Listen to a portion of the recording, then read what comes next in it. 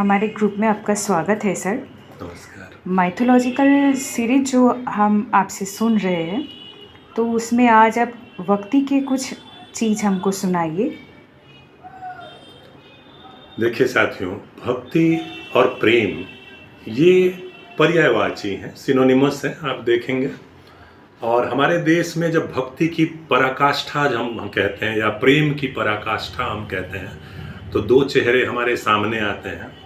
एक मीराबाई का आता है, जिन्होंने कृष्ण के लिए, कृष्ण उस समय उनका अस्तित्व नहीं था, आत्मा के रूप में मौजूद हैं श्रीहरि, और श्रीहरि के रूप में मौजूद हैं। लेकिन उसके बाद मीराबाई हुई, वो राजकुमारी थी, उन्होंने अपना घर, राजपाट सब कुछ त्याग दिया और दर दर हाँ कृष्णा कृष्णा कृष्णा वो भटकती रहीं। तो वो एक भक्ति है, प्रेम से भक्ति, और भक्ति से भगवान कहते हैं हमारे यहाँ, वो भक्ति थी। और दूसरा मैं जो आपको सुनाने वाला हूँ बहुत इंटरेस्टिंग है, आप लोगों को खूब मजा आएगा कि हनुमान जी की जो भक्ति है, कहते हैं वो रुद्र रूप ही थे हनुमान हमारे। और हनुमान जी बचपन में ही ऐसी लीलाएं करने लगे कि सबको समझ में आ गया कि अद्वितीय हैं, अतुलनीय हैं, इनमें प्रभु का वास है, इनमें सुप्रीम का वास है, इनके शरीर में जो सूर्य निकल गए तो आप तो सभी जानते हैं। तो वो हनुमान राम का साथ देते रहे वनवास में, माता सीता वापस आई, लंका विजय हुआ, और अयोध्या के अंदर में जब राम राज्य स्थापित हुआ और रोज की तरह श्री राम गद्दी पर आते थे और न्याय का कार्यवाही शुरू होता था, सभी बड़े बड़े पदाधिकारी, मनीषी, मंत्री, सभी लोग आते थे एक एक करके। ऐसे ही एक दिन राज दरबार लगा हुआ था। हनुमान का टेस्ट कई बार हुआ, हनुमान की जांच कई बार हुई, आप सब लोग जानते हैं। उसमें से एक छोटा सा वाक्य है जो सुनिए आप लोग। तो सभी लोग बैठे होते हैं, हनुमान अपने नेचर, अपनी प्रकृति के अनुसार बैठे होते हैं, राम में मगन है वो, बाकी को सब कुछ सूझता है, राजनीति सूझता है, दीन दुनिया सूझता है, हनुमान जी को एक ही चीज सूझता है, उनके प्रभु राम, और कुछ भी नहीं पता उनको।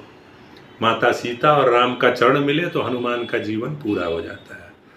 तो ऐसे बैठक में, ऐसे राज दरबार में जो कुलगुरु, जो राजगुरु वशिष्ठ की एंट्री होती है, और वशिष्ठ जब अंदर आते हैं तो स्वयं श्री राम, राजा राम, अपने सीट से खड़े हो जाते हैं, अपने गद्दी से खड़े हो जाते हैं, और जितने भी जीव चराचर वहाँ, जितने मंत्री पद में रहने वाले लोग, सभी लोग अपने सीट से खड़े हो जाते हैं वशिष्ठ ऋषि के स्वागत के लिए। ऐसे स्थिति में वशिष्ठ जी का नजर पड़ता है, हनुमान बैठे हुए हैं, हनुमान चेहरा दूसरे तरफ घुमाए हुए हैं। उनको पता है ऋषि वशिष्ठ आ गए हैं, एक बार एक नजर से देख भी लिया हनुमान ने कि ऋषि वशिष्ठ आ गए। सभी लोग, राजा भी खड़े हैं, हनुमान खड़े नहीं हुए। इसे एक्चुअली हम कहते हैं प्रकृति। किसी जीव की अपनी एक प्रकृति होती है, यहां भी हम सीखते हैं कि हम इसको फॉलो करना चाहिए, हमें इससे सीखना चाहिए। तो हनुमान जी नहीं खड़े होते। राजपाट की कार्रवाई शुरू होने वाली होती है। आप जानते हैं कि ऋषि मुनि बड़े प्योर लोग होते थे, वो चीजों के लिए इंतजार नहीं कर सकते, वो बड़े तपस्वी और हठी होते थे। तो उन्होंने राज दरबार को बीच में ही रोक दिया श्री राम को, और श्री राम से कहा कि मेरे साथ में गलत हुआ है।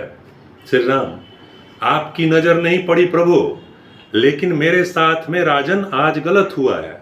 श्री राम को आश्चर्य हो गया कि कुटिया से राजदरबार तक आने में कुलगुरु के साथ क्या हो गया। तो श्री राम ने कहा, स्वामी बताइए, गुरुजी बताइए, आपके एक एक आदेश पर मैंने तीर चलाया, कभी ताड़का मरी, कभी कोई असुर मरा, मैंने कब आपके आदेश में कहीं कमी रख दिया, या मेरे दरबार में आपके सम्मान में कहा क्या रह गया। तो उन्होंने सबके सामने नहीं कहा, गुरुजी ने और वशिष्ठ ऋषि ने कहा, एकांत करिए राजन, मैं आपसे एकांत में बात करूंगा, चूंकि ये बड़ा गंभीर विषय है कि मेरा मान सम्मान पूरे अयोध्या में नहीं रहा, पूरे विश्व में नहीं रहा, किसी ने मुझे अपमानित कर दिया। जब श्री राम और महर्षि के बीच में बातचीत शुरू हुई, वशिष्ठ जी के बीच में, तो वशिष्ठ ने कहा, देखो राम, यहाँ तुम जरूर पक्षपात करोगे अभी। मैं तो इसलिए तुम्हें बोल भी नहीं रहा था, और मेरा मन अभी भी तुम्हें बोलने का नहीं है, लेकिन तुम कहते हो ना, रघुकुल रीति सदा चली आई, प्राण जाए पर वचन न जाई। हम तो करते ही हैं। तो क्या करोगे इस बार? क्या न्याय करोगे? मैं आपसे न्याय की आशा रखूं? मैं नहीं रखता, क्योंकि इस बार गड़बड़ होने वाला है।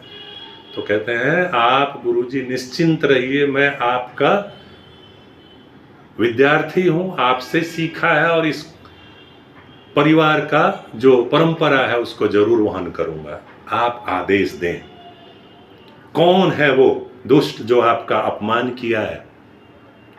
तो तुम पहले वादा करो, तुम प्रॉमिस करो, तुम निश्चय करो कि तुम उसको मारोगे, उसके सिर को काटोगे तीर से, उसको बिहेडेड करोगे। राम बोलो, करोगे? राम कहते हैं मैं वचन देता हूं गुरुजी कि जिसने आपको अपमानित किया उसका सिर मैं काट दूंगा मेरे तीर से कल भरे सभा में। ये मेरा वचन है आपसे। राम का वचन आ गया। महर्षि जानते थे अब ये वचन खाली नहीं जाएगा।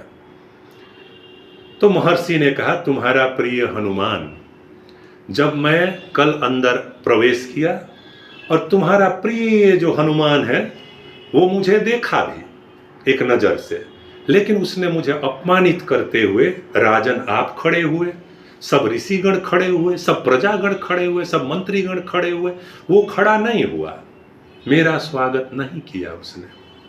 प्रभु राम समझ गए कि महर्षि से कहीं गलती हो रही है।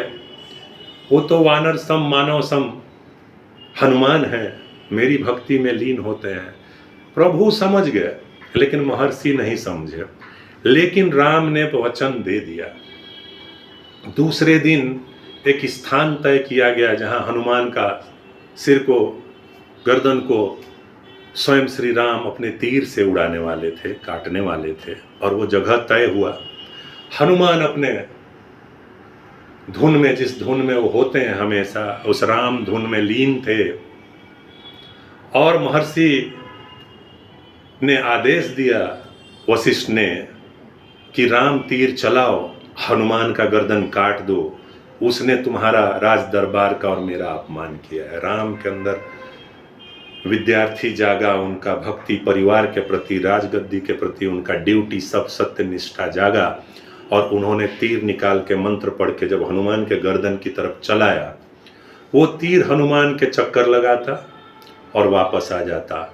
श्री राम ने एक से बढ़कर एक तीर चलाना अपने सिद्धि के अनुसार शुरू किया कि किसी भी तरह हनुमान का गर्दन कट जाए और मेरा दरबार, महर्षि का सम्मान और राजपाट का सम्मान बचा रहे। इसमें हनुमान मरे या मैं मरूं, ये राम का इच्छा था। और वो चलाना शुरू किए निष्पक्ष भाव से, निश्चल भाव से, एक एक करके विशाल तीर जो उनके पास में महादेव के आशीर्वाद से, देवों के आशीर्वाद से, वो सब तीर चलाना शुरू किया।